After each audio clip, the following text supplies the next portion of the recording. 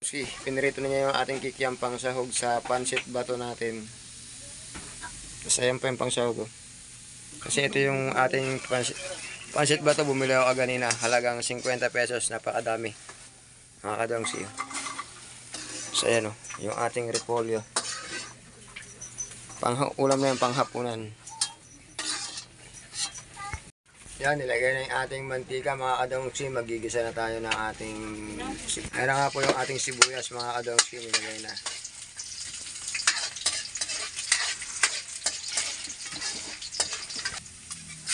Yan, nilagay na rin yung ating chicken.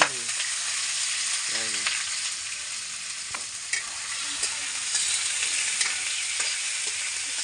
Halo-halo na yung ating manok. Yan. Ayan yung kikiam kaganina mga kadongski. Yan mga kadongski, nilagyan nga po niya ng patis para medyo may lasa na yung ating ginigisang chicken. Yan, taktakan na rin natin ng pamintang durog yan mga. Ayan o. Yan, nilagyan na ng magic sarap para sumarap na ating ginigisang chicken. Panghalo sa ating pancit ba to? Ay, mikos pa niya. Ayan mga kadongski, nilagay na yung ating gulay, repolyo. Pasabayin natin sa pag-isa yan.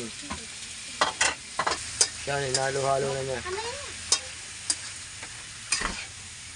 Yan, nilagay na nga ng konting sabaw mga kadongski. Para pagkulo niya, okay na siya. Tapos lalagyan pa natin ng nor cubes yan. Ayan yung nor cubes. So, pampalasa, chicken. So, syempre, tatakpan muna natin yan mga kadongski. Tapos yan, konting tuyo lang mga kadongski para may kulay lang siya. Ayan. So, ayan na nga mga kadongski. Oh. Kulong-kulo na yung ating pinapakulo ang gulay. Lalagay na natin ating pancit bato. Ayan na. Nilagay na niya yung ating pancit bato. Ayan. Ganyan lang magluto ng pancit bato mga kadongski. Ayan. Tapos yan. Ayan. Depende sa inyo kung gusto nyo may sabaw. Pero ito kasi sa amin, gusto ng mga bata may konting sabaw eh. Pero patutuyuin natin ng konti yan. Ayan na nga po siya mga kadongski. Tuyo na siya. Ayan. Ganyan lang magluto ng ating pancit bato. Tapos yan nalagyan pa ng kikiam. Yan. Ulam na yan panghapunan mga kadongski. Ayan. Ano pa ang ginagawa nyo? Kakain na tayo mga kadongski. Abangan nyo. Tara na, kain na. Pancit bato. Luto na siya mga kadongski. Ayan o. Tara na, kain na. Mga kadongski, yan ang ating pancit bato. Napakarami na sahog. Diba? Tuyo na siya mga kadongski. Kaya tayo, ito na yung ating pancit bato.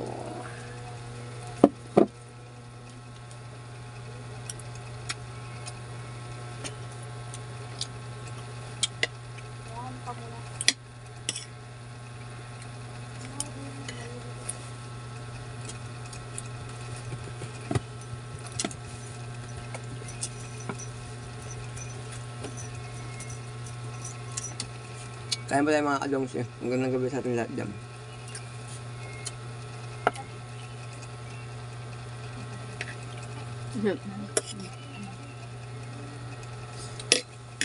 Mukbang tayo ng pancit bato. Ayan.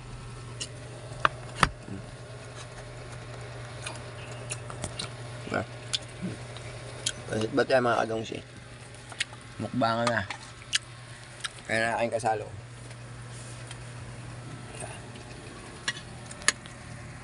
Magandang gabi, kain po tayo ng ating pancit bato. Ang halo lang niya, manok sa kikiam, konting manok lang siya.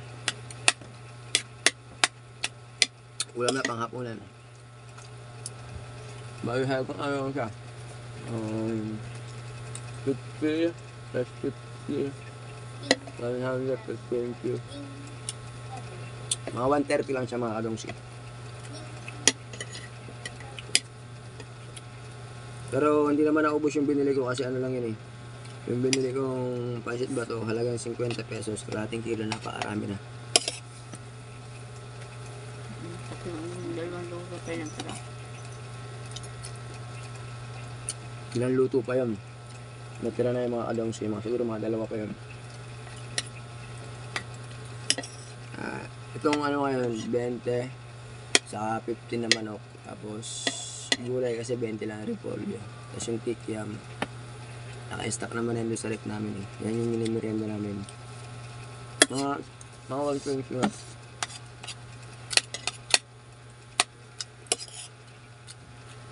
Sarap.